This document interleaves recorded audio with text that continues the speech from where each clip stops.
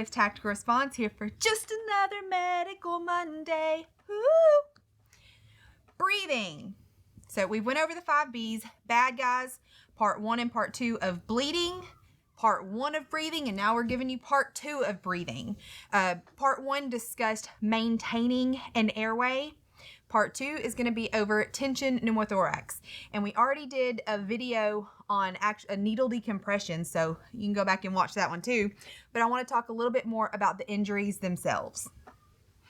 So for breathing, anything between the neck and the belly button is going to get a chest seal if there is an injury there that you can see. Like anything that allows air from the outside world into your chest cavity, we're getting a seal. The reason it's neck to belly button is because your lungs actually expand up. When we take the full deep breath, your lungs can come up here underneath your collarbone and go way down here almost to your belly button.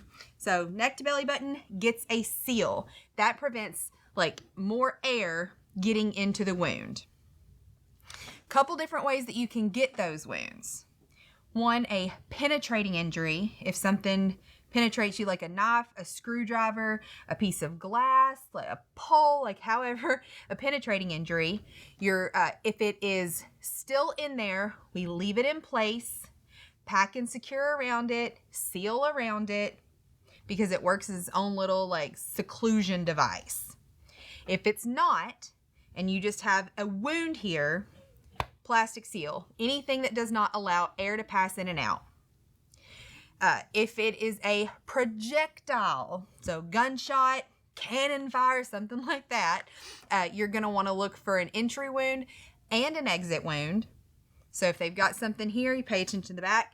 And then the other way that you can get a pneumothorax is by a crush injury or blunt force trauma. So imagine somebody in a car accident, the airbag doesn't deploy, steering wheel kind of gets all up in their business, breaks a rib, and the rib itself punctures a lung. So we talked about the seal for the outside air coming in.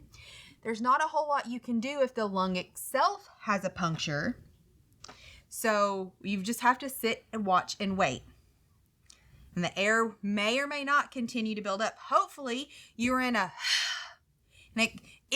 hopefully you don't get shot at all or stabbed, whatever at all. But if your luck is bad that day, let's hope it stops there and that you were like breathing out so that there's nothing going on internally. But if luck was not on your side and the air does build up, the first step we want to take is to burp the seal. And you just pop the seal open, allow for a full breath cycle, which means a full inhale and a full exhale. Then you can close that seal back off. That might alleviate some of the tension. If not, you've got to move on to that needle decompression. Some of the symptoms that you want to look for when you're dealing with, hey, am I about to stab somebody in the chest with a needle? 1, mechanism of injury. Did one of the 3 things that I just mentioned happen? Do they have an injury to their chest cavity? 2, they're going to have shortness of breath. You're going to start seeing their lips turn blue. It's going to be really tight. Their fingernails turn blue, like where the lack of oxygen because they're not breathing great. They're also going to not have equal chest rise and fall. So if somebody is hit on the right side, it would look like this. And the right side would stay like steady. You wouldn't see it go down. It would just keep getting bigger. And that's the injured side. And then a late warning sign, and something that I've seen on an x-ray with pneumonia, not air, but fluid, was tracheal deviation. And that is when their trachea starts leaning to the uninjured side because all of that air or fluid, whatever's in there, is pushing everything over and causing that trachea to deviate. That is a late warning sign, especially if it's air. That is a late warning sign. And if you don't do something right now, that person's going to die. Which is why we chose to teach the needle decompressions in immediate action medical. Because I'm not teaching it for like anybody to just go use on anybody. No, I want to know how to do that stuff if something happens to my family.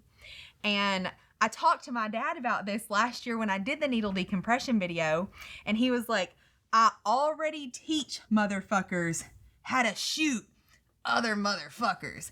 Everything else is less legally liable than that.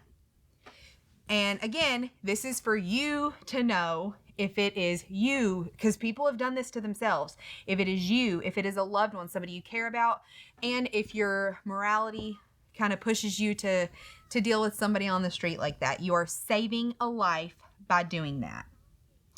Remember, guys, your responsibility to be ready for the fight never ends.